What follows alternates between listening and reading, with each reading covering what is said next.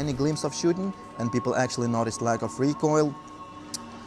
We got a lot of comments about that, and guys, I want you to know that we were never going to leave it like that. It was an older build, and they need to add more and more stuff to the game, including animations.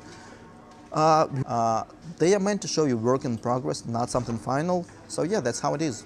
Active game, so you will be solving crimes and unveiling numerous dark secrets people. Investigating crime scenes, talking to worse, all that in a supernatural and often hostile environment. But the Sinking City also has at the same time a proper combat system. We have complementary skills for you to unlock, and of course we have monsters that will haunt you all over the city. How long is it gonna take you to beat the game? But it can easily go above that if you're a completionist or just want to see all the different endings. At this point, we're just adding more content to the game, refining our features, adding new quests, and doing a lot of work in general. Lovecraft was really good at exploring these really intricate philosophical concepts, like our place in the universe, fear of the unknown, fatalism and all that. There's a lot of freedom to do things like the way we want to do. Also, it's rather an expansion, more like an expansion of his universe by devoted fans of his novels. And you know what, guys, give it a look.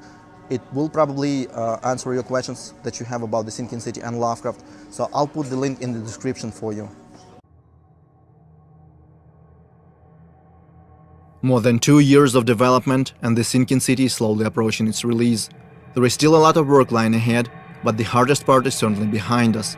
Now we feel it's finally time to start showing some gameplay to the public.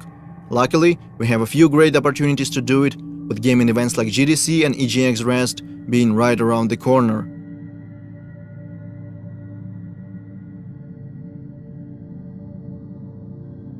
Making a demo is always a challenge, we know that by now. Our goal is to show as much diversity as possible, diversity of our gameplay features and cultural aspects as well. For these purposes, and also to introduce and explain our mechanics, we are creating a completely new quest line. So let's jump back to November, when our work began.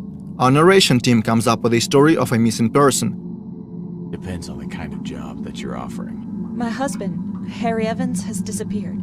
It ties together our gameplay features as well as that Lovecraftian lore.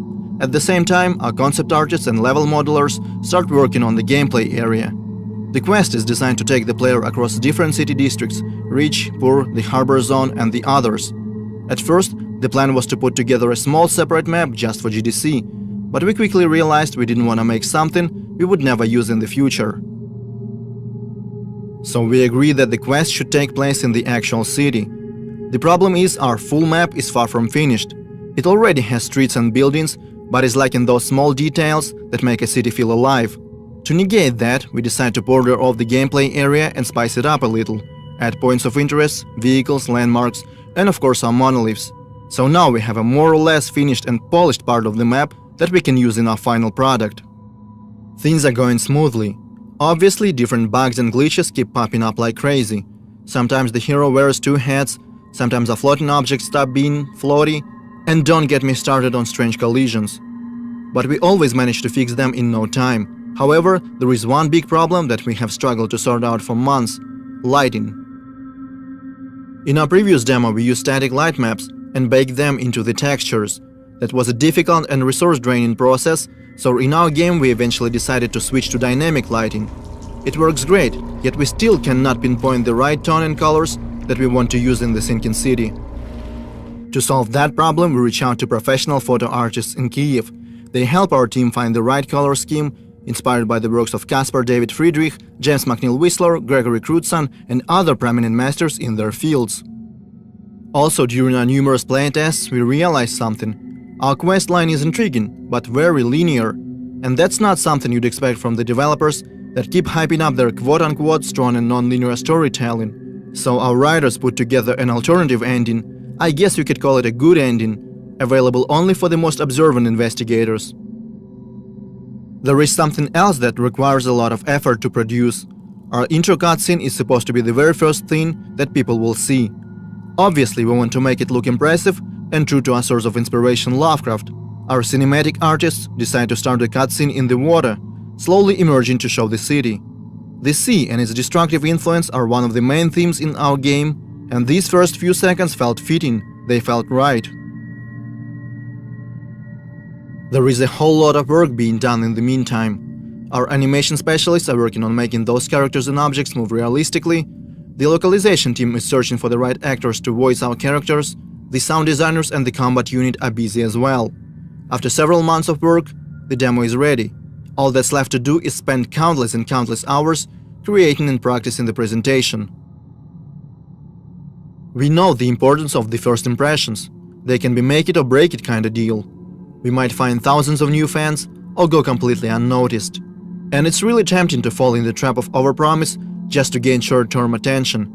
But there is nothing worse than being disappointed when the game comes out and feel like being lied to. So we decided to make a demo that is true to the game as possible. And now we want to see what will be the people's reaction.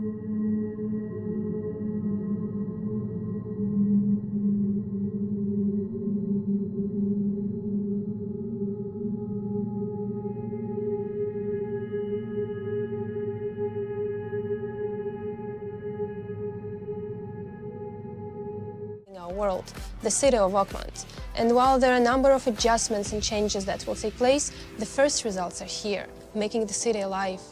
We divided Oakmont into districts, placing landmarks, some supernatural, some not, so you could navigate the city. But of course there's always a chance of getting lost, like me.